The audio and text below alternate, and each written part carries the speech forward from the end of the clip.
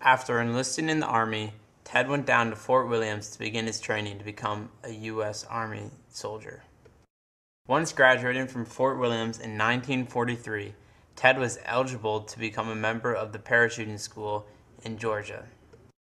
Once Ted was in Georgia during 1943, he was assigned to the 505th Regiment, 82nd Airborne Division.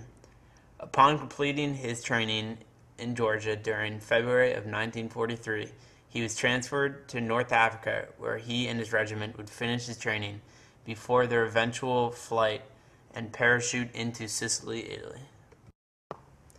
On July 9th of 1943, Ted made his first of 4 parachute drops into Sicily, Italy.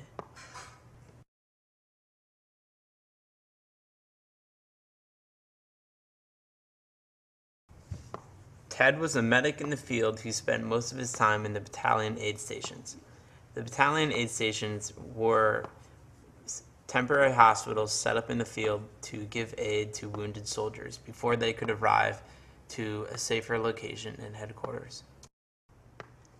Ted's makeshift battalion aid stations were essentially wherever it was safe enough to set up camp.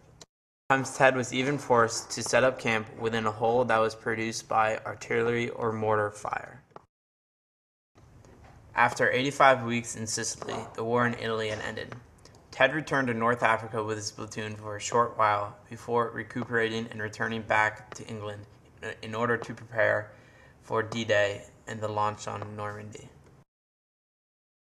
On D-Day, Ted and his regiment flew over Utah Beach and landed in Normandy at about 2 o'clock in the morning, 4 hours before any land forces would arrive at shore. Ted and his regiment remained in Normandy for a total of 33 days. Ted's regiment's main objective was to protect and maintain La Fière Bridge. La Fière Bridge was the key point for Germans on their route towards the beaches to bring more supplies to their Allied forces. One of the moments Ted remembers most is the time he saved his fallen comrade from an oncoming German tank. A soldier in Ted's regiment, Charlie Lieberth, had fallen and taken shrapnel and was bleeding profusely. Although the rest of the regiment had retreated due to oncoming German forces, Morgan had refused to leave his comrade's side. As the German tank grew closer, Lieberth urged Morgan to leave his side and save himself. Lieberth repeatedly told Ted, "Morgan, get out of here. They're going to kill us both. Get out. Get out." And yet Ted remained by his comrade until the tank drew up right next to them. A hatch opened up and a German poked his head out from the turret. The German looked down at both of them, stared, and then closed the turret, and the tank drew away. As the tank was retreating,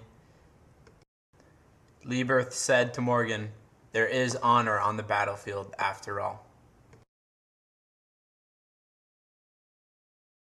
Lieberth and Morgan both survived to live that day. Lieberth continued to live a happy life for 50 years until he died later at his home in Pittsburgh. As a young boy, Morgan feared heights.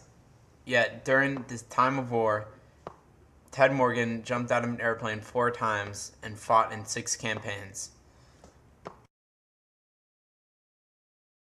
Ted received multiple medals, including a Purple Heart for shrapnel he took to his chest during combat. Ted also received the Bronze Star for his actions during the war. The Bronze Star is the 4th highest medal of honor that the military can bestow upon its soldiers. This summer, Ted, along with another medic, is being recognized by the people of Normandy for his extreme courage during the fight of La Fière Bridge.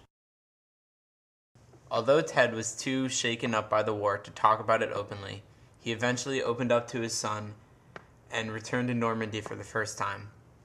This summer, Ted returns to Normandy once again to receive recognition for his extreme courage and bravery during the war.